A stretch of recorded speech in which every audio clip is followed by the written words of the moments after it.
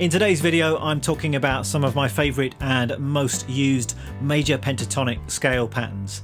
And all of these scale patterns are what might be described as horizontal or diagonal, as opposed to the more common caged boxes. So we're moving this way or this way on the fretboard rather than being locked in position. And is this approach better than caged? Does it make all of that caged stuff redundant? No, of course it doesn't. And if you watched any of my videos before, you'll know that I am a big fan of the caged system.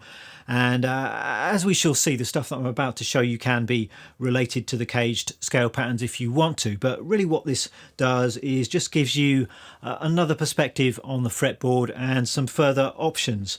And what I do like about this particular approach is the way that the notes seem to fall very naturally under the fingers, and it seems to make finding flowing melodies and licks very, very easy. So I'm going to get started now. I will show you these scale patterns, but more importantly, I want to talk about how to use them. So there are going to be plenty of musical examples and licks. So let's go. The scale I'm going to be discussing today then goes like this.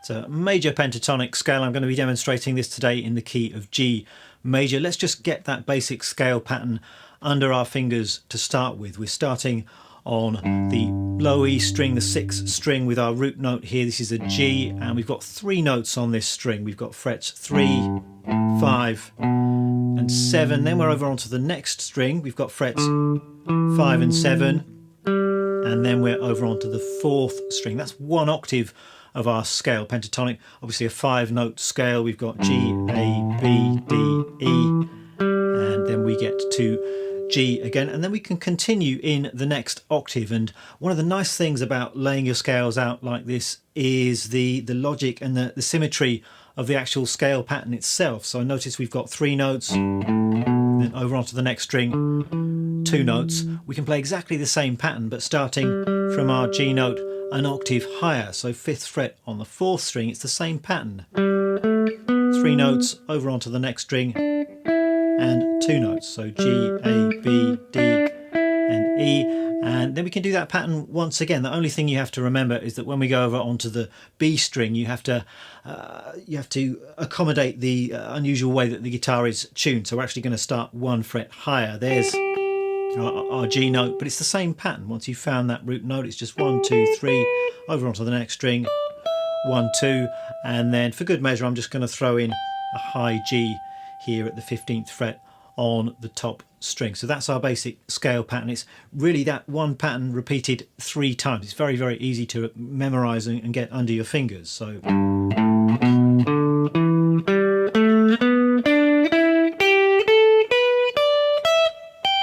tag that extra note on the end, and it just flows up the fretboard in a very smooth, logical kind of a way. And there are a few ways that you can think about this scale pattern. I often recommend this approach no matter what the scale or arpeggio. Obviously there's a visual pattern on the fretboard. The guitar is quite a visual instrument to some extent, so it's important to be able to recognize those patterns, the patterns that we've just discussed. So 3 notes and 2 notes, and then to know where those octave shapes are. And then beyond that, you want to actually be aware of the actual notes that you're playing, and those are going to change depending on what key you're playing in. If you're playing the G major pentatonic scale, then we've got G, A, B, D, E, and then that just repeats G, A, B, D, E, G, A, B, D and E. And then possibly the most important way to think about this stuff is in terms of the intervals and the functions of the notes that you're playing. This is super important when you want to actually apply this scale and make music with it and want to relate it to chords and to chord progressions. So most importantly, you want to know where those root notes are. So we've got our low root note here, and then we've got this G an octave higher than that, and then another G an octave higher than that. You can just think in terms of your octave shapes here. So you skip a string and go up 2 frets, and skip a string, go up 3 frets when you're going from the D over to the B, and then we've got a high root note here. And then on top of that, be aware of the functions of the other notes as well. So in the major pentatonic scale, we've got a root, a 2nd, a 3rd, a 5th and a sixth. And once again, if you've got your scale laid out like this, it makes this theory very logical, and you've just got root, second and third all on one string, and that repeats here, repeats here as well. And then you've got the two notes on a string, that's the fifth and the sixth. So it's root, second, third, fifth, sixth. The pattern just repeats, root, second, third, fifth, sixth. A root here, second, third, fifth, sixth, and a high root. As far as technique goes, when you're playing this scale up and down, you've got various options, all of them I think very smooth, and you can actually play all of the notes in this scale with your first and third fingers. You can pick all of the notes, and the important thing when you're picking all of the notes is just to shift to the next position nice and smoothly, and you can shift with your first finger or with your third finger. I tend to shift with my third finger, I think, so I'm picking the first two notes and then shifting on my third finger and picking the next note, and then picking the two notes on the A string. Then it's just the same thing,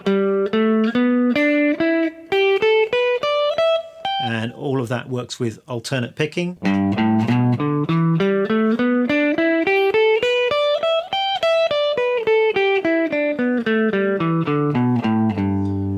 Make sure that it's smooth. You don't want to be able to hear those position shifts. You don't want the rhythm to be disrupted as you shift. So that's maybe something to start slowly and just work on that with a metronome or with a foot tap, and just make sure that everything's nicely in time. And then a further thing you can do is to introduce some slides, and that's my preferred way to move around these scale shapes, I think. And once again, you can slide on your third finger or on your first finger, so that would look like this.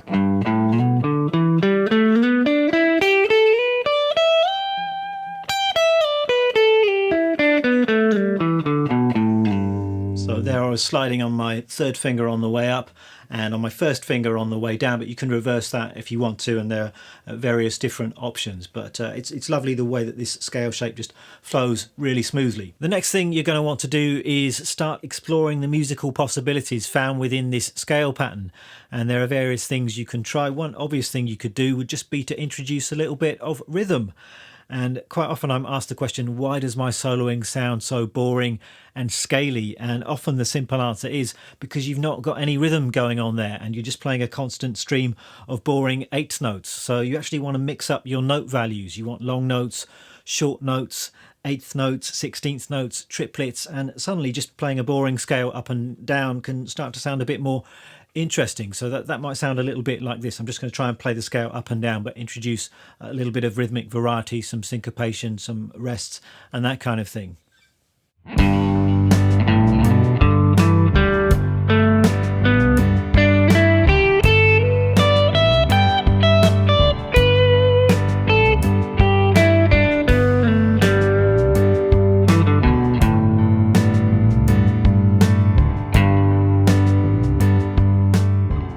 What about some licks? And I highly recommend just noodling about with this scale shape and finding some ideas of your own. But just to get you started, I'm going to show you a few licks of mine. And one thing that's really nice to do in these patterns is to find an idea in one octave and then repeat it in one of the other octaves in the pattern. So this first lick I'm going to show you, I'm going to find an idea on the lowest couple of strings and then take it up an octave and then take it up an octave again. So that the lick is this.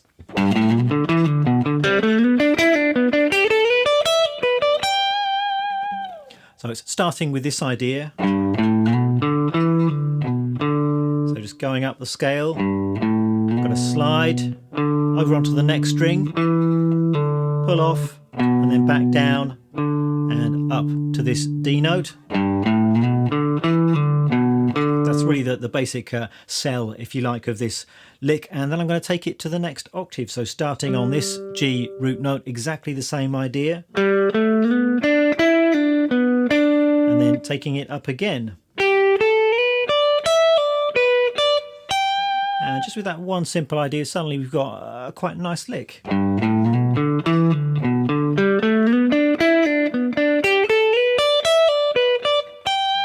Technically there's just that one slightly awkward spot where you have to go up one fret on the B string, so I might actually play that note with my second finger and then get onto my third finger and slide up into position.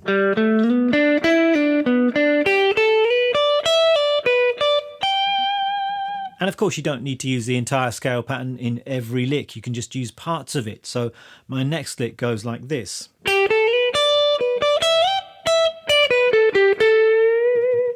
So there I'm starting on this G note here and I'm going up the scale. I'm sustaining this high D note here. So noodling about a little bit and then sliding up again to the 15th fret on the top string. And I'm coming down a scale in position here, so important to notice how you can relate this scale pattern to the caged shapes. Of course, all of the caged shapes are still going to be there on the fretboard. We're actually just moving between these caged positions is one way of thinking about it. So if we're coming from this position here, this is the E form, but pretty soon we're just departing from the E form and we're into the D form. And we're sliding up again. This is going to be the C form. This is the A form.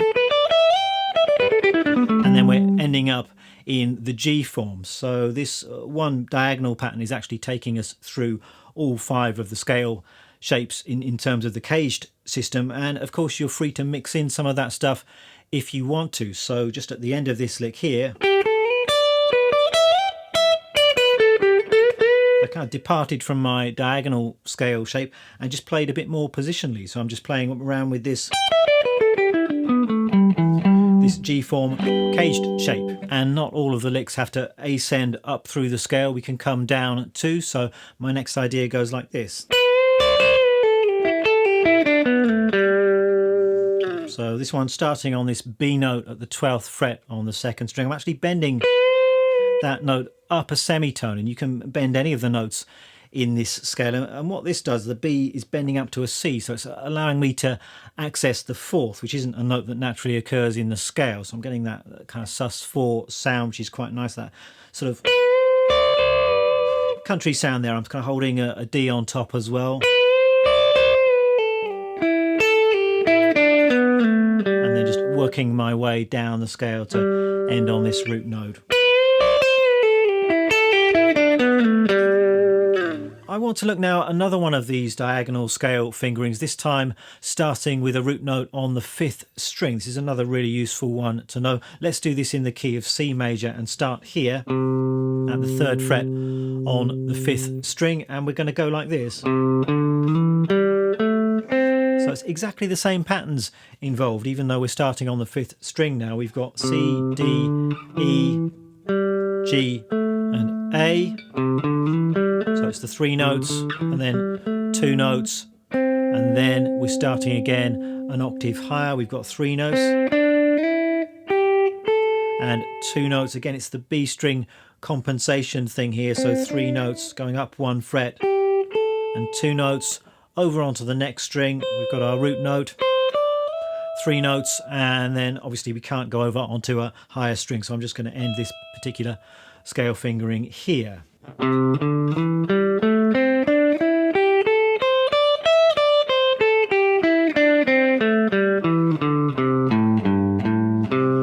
if you're starting on the 5th string, you can actually go down below the root. I've got an A and a G available here, so that's the 6th and the 5th. So that's C major pentatonic 5th string root. Think about the pattern, think about the actual note names, so C, D, E, G and A. Think about the intervals. Again, the intervals are just the same as before, and it's a very easy to memorize pattern thing. So root, 2nd, 3rd, and then you've got the 5 and 6, and then it all starts again. You've always got your root note under the 1st finger when you're playing out of these kind of shapes. And you can do all of the same things with this scale pattern that we did with the 6th string root version. So you can play it picked all the way up and down. You can introduce those slides, and we can find some musical ideas and some licks. So what about we try playing the same lick we did with the 1st scale fingering, but in the key of C major, starting on the 5th string root. That would sound like this.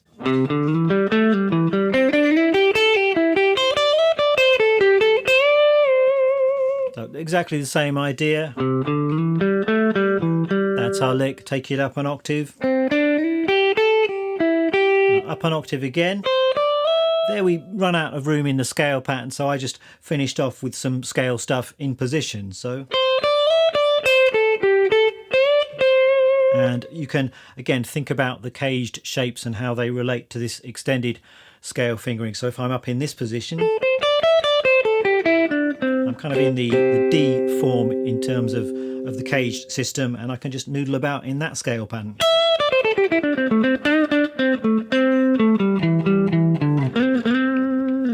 Let's have a descending lick using this pattern then.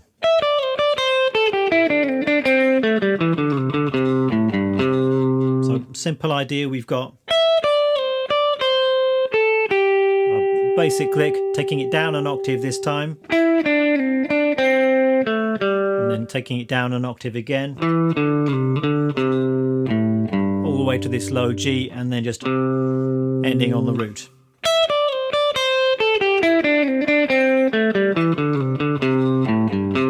And I'm throwing in some slides there as well. I'm actually sliding on my first finger.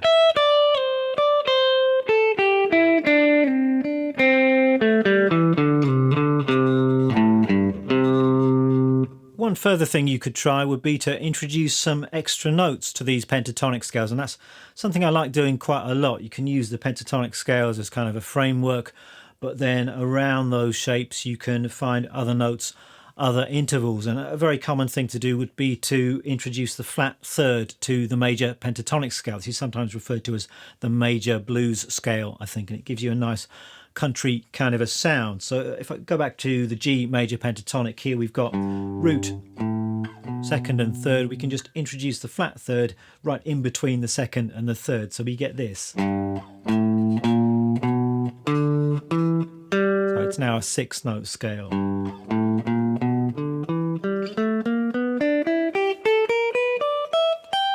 And from that scale you can generate lots of nice bluesy country sounding phrases. So an example lick might sound like this.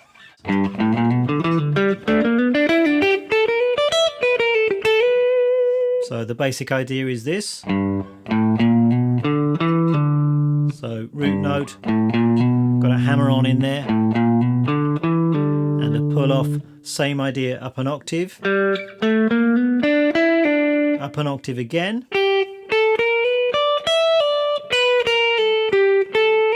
and just finishing off the lick like that, and slide up to the B.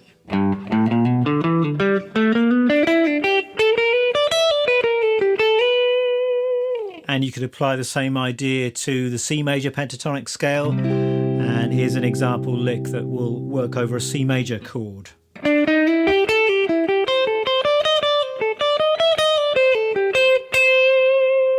So actually starting here on this D, just noodling around this portion of the scale, and then up,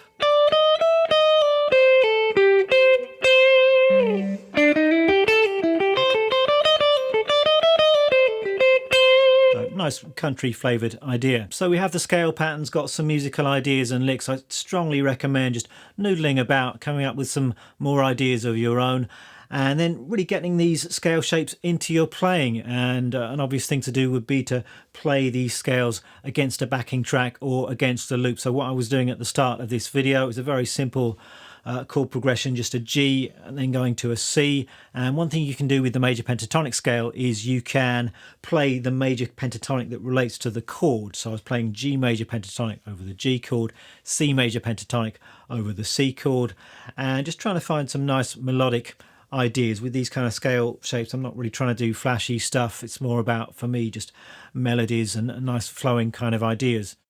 That is it for today's video. I hope you found it interesting and useful. And as I think I've already mentioned, tab is going to be up on the Patreon page along with my backing track.